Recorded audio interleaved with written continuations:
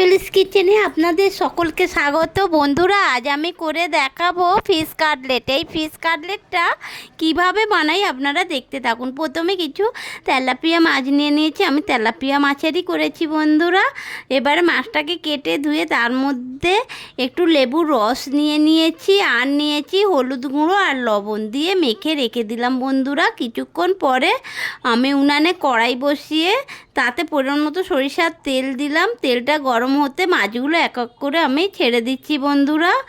একটু ভেজে নেব বলে, অনেকে সিদ্ধ করে নেয়, কিন্তু সিদ্ধ করাটা আমার ঠিক ভালো লাগে না বলে আমি একটু ভেজে নিই।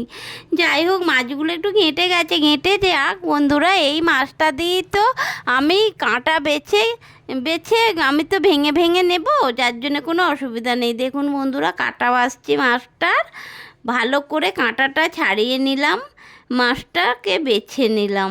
তারপরে আবারও উনানে কড়াই বসিয়ে তাতে পরিমাণ মতো সরিষার তেল দিয়ে গোটা জিরের ফোড়ন দিলাম। গোটা জিরের ফোড়ন দিয়ে দিচ্ছি বন্ধুরা কোঁচানো পেঁয়াজ, টমেটো আর কিছু শুকনো লঙ্কাও দিয়ে দিয়েছি বন্ধুরা ফাটিয়ে।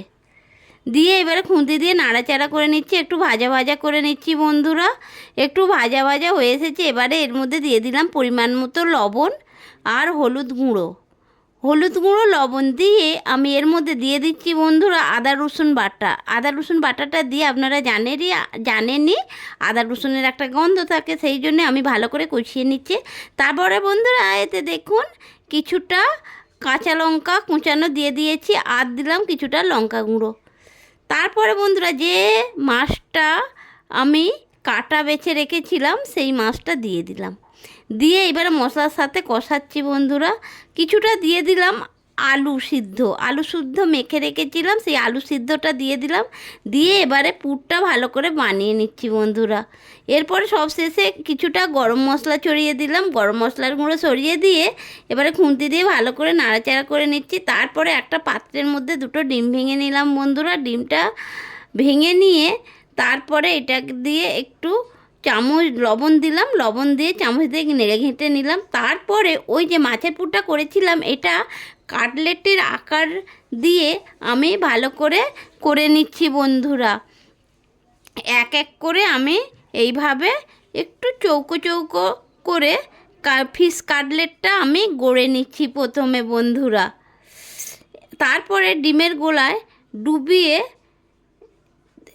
ভালো করে চুবিয়ে নিচ্ছি, ডুবিয়ে নিয়ে তারপর ব্রেড ক্রাম্ব গায়ে মাখিয়ে নিচ্ছি।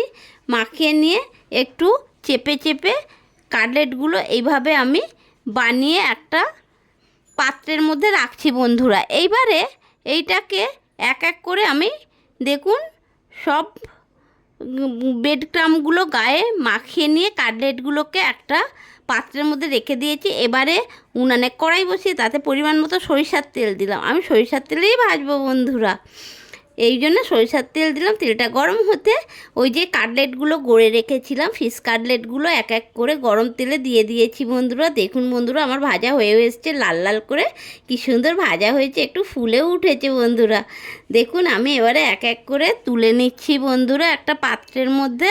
আবারও কিছুটা ফিশ কাটলেট তৈরি করা ছিল, আবারও তেলের মধ্যে আমি দিয়ে দিচ্ছি বন্ধুরা। এইভাবে আমি ভালো এক এক করে সমস্ত ফিশ কাটলেটগুলো লাল লাল করে ভেজে নিলাম বন্ধুরা। ভেজে নিয়ে এবারে একটা পাত্রের মধ্যে আমি তুলে রাখছি বন্ধুরা।